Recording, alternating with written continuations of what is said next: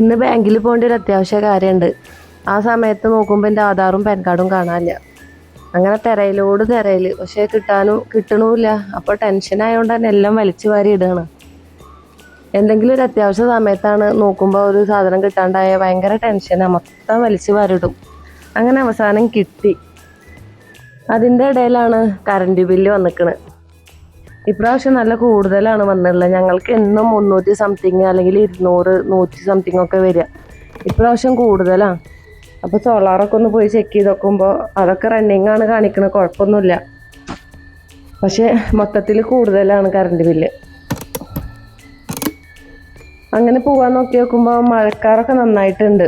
എന്നാലും ഞാൻ സ്കൂട്ടി തന്നെ എടുത്തത്. അങ്ങനെ ഞാൻ കോട്ട് കൊടുത്തിട്ട് ബാങ്കിൽ പോവാണ്.